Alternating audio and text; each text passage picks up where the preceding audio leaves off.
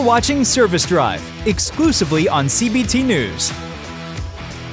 Faulkner Automotive Group has built an in-house service technician trainee program that pairs apprentices with mentors. Joining us to talk about the state of fixed ops and how this program works is Mike Rocchi, who is the Director of Technical Training for Faulkner Automotive Group. Thank you so much, Mike, for joining us on the show today.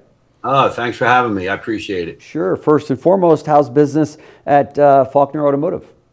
It's not bad. It's the snow kills us. You know, when this happens, it can really kill a month. Sure. But other than that, it's chugging along. It's February. Yeah. February is like that. Yeah. Did you finish a good 2025? Oh yeah, we had our second all-time profitable year. No kidding. Wow, that's great to hear. Only a hair off from the previous year. Yeah. Wow. So yeah, all good. That's very good. So walk us through the training program structure that you've got, from testing to screening to the 3 phases of training that you've got. Right. Walk us through.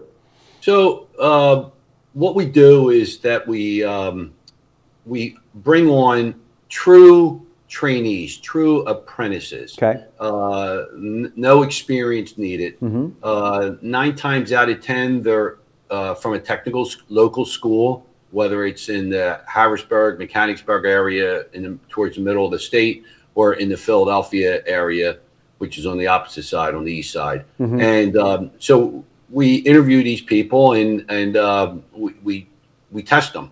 Everybody gets tested. Okay. Even if it was a technician coming in off the street that with some sort of experience, we test them. Okay. And we found that the testing is critical. Yeah. We give them 3 tests. One test is a basic IQ test, let's say. Mm-hmm. The other one is a personality index. Okay. And the third test is a mechanical aptitude. Okay. And we don't look for anybody to be a genius mechanical aptitude results. We just look them to be average. Yeah. And and the PI test, it gives us the service manager and the mentor a little bit about that individual. Mm-hmm. What type of personality he has. Is he introverted? Is he extroverted? Sure. Is he this? Is he that? So that's a real critical part of the hiring process. Okay. Of the people that you test, what percentage make it through? Oh, probably 90 to 95%. Okay. Make it through. Yeah. Because we still interview them first. Yeah. And we talk to their schools and we see their grades and everything. Sure. So yeah. So most of the time they'll go through. Okay. But we stay consistent with it. But at least you know now on that 90-95% that make it through, you know more about that trainee, right? Exactly. And it's better so the service manager sits preferably with the mentor and the trainee every week. Okay. And sometimes the mentor can't get there because there's work and stuff, but the service manager knows enough, and he sits there and he talks. It's a 5, maybe 10-minute conversation every week. Okay. It's just like I always say to them, I said, don't you like to know what you're doing right or wrong? Yeah. Well, these individuals are no different. Whether it's a male or female, we have females have been in the program and graduated in the program as technicians with us. So you sit down and you have that conversation with them, and it really helps. It really means a lot. Sure. And you're looking in the whites of their eyes. Yeah. And do they really like this? Is this really what they're going to do? Right. This isn't just a shadowing of trainees are actually expected to hit production goals, right? Oh, absolutely. In the first. So there's 3 phases. The first phase is 6 weeks. Mm-hmm. It's really the basics, a lot of safety stuff, a lot of OSHA understanding, how to set lifts up properly. God forbid if you got something in your eye, where do you go? What do you look for? Where's MDCS sheets at to get, so you're okay. And then you're learning a little bit in that 6 weeks how to change oil, how to rotate tires, and then you go into the second phase, which is 8 weeks. And now you start getting production. Now you're looking at productivity. Okay. We expect them to be probably 2-3 weeks into phase 2. We expect them to be 40 to 45% productive in that week. And then when they go into the third phase, which is 22 weeks. Okay. So now they're taking manufacturers test. They're learning more about the product, Yeah. and now they're really stepping up, and they're understanding what's expected of them, and they're starting to now dip their toe into flat rate.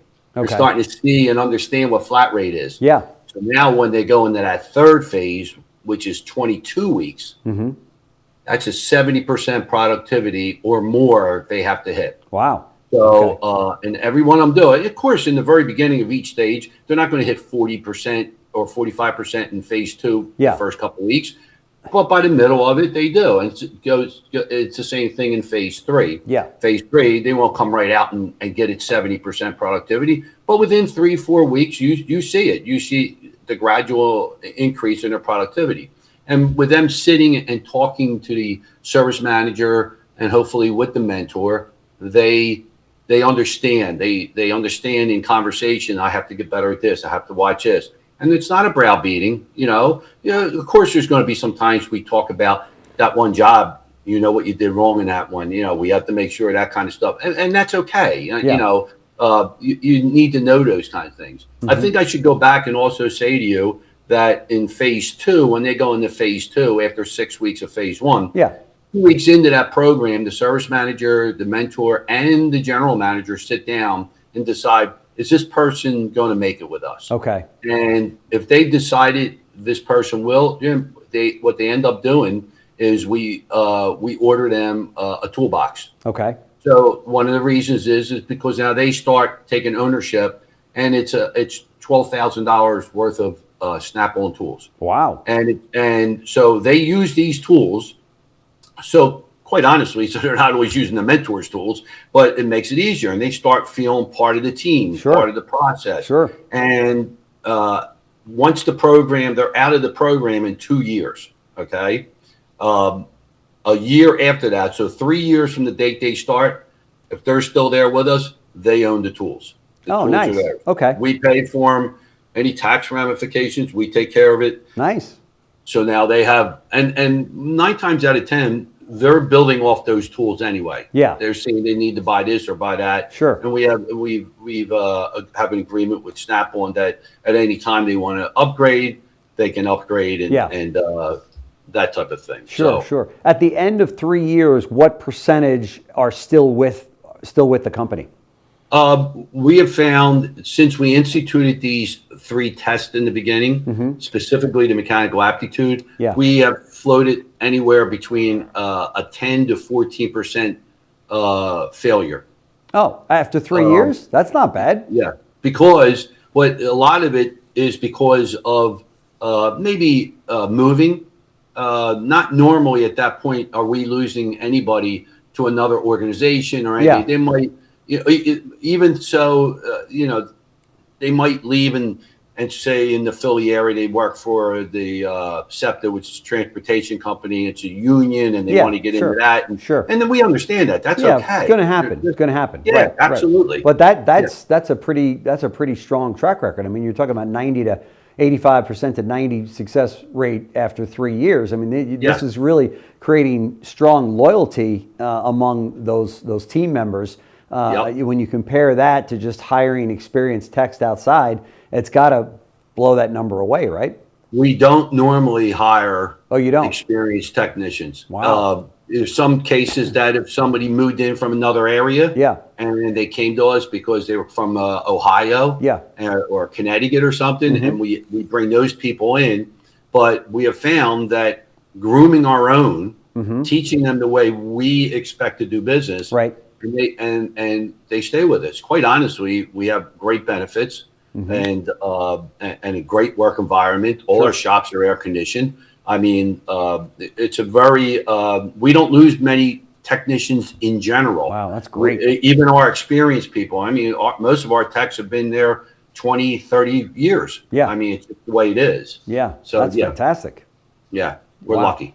Very nice. Do you guys gotten into mobile service yet, or is that? No. No? Is that? No. How do you feel about that? It's funny you should say that. I'm not lying to you. I'm telling the truth. I thought about doing that 40 years ago, and wow. And it's not the easiest thing because of the weather conditions. Yeah. the environment. Yeah. Insurance comes into play. Sure. That's always a hurdle also. Yeah. But I'm always looking at it because I've always thought about it, but it's Yeah. really, really hard to implement. Yeah, we just did an interview with a gentleman that's out of Florida, and they've got 40 trucks on the road. Wow. And he swears by it, and he thinks it's the greatest thing. He doesn't have necessarily master techs in the mobile division, but he sees it just as a huge advantage. He even says that it sells a lot of cars for them because of that advantage that consumers say, wow, I got a service guy coming to my house to fix my car. I don't even have to bring it in, you know? Yeah, So, no. yeah. And obviously the weather conditions is a plus for him. Yeah, exactly. Yeah, Florida for sure. Yeah. But it's a Ford dealer, and I guess Ford got behind mobile service in a pretty big way. Yes, they did. Yeah. Correct. Yeah. Correct. No question Good about for it. him. If you had to give one piece of advice to dealers about the future of fixed operations talent and how to attract them and keep them, what would it be? I don't think it's very hard. I really think it's, treat people the way you want to be treated. Yeah. Teach them the way you want them to treat your customers, and the commitment they have to make themselves as a career. Right. And I don't think it's hard at all. The bottom line is treat people the right way. Yeah. Customers, your fellow employees, and you have a good work environment. And if you have a good work environment, people stay. That's right. Absolutely. That's right. Perfectly said. And it's so easy to do, right? Oh, it's not hard at all. Right. Doesn't cost the dealer any more money to treat their people right and treat them with respect, right? It doesn't.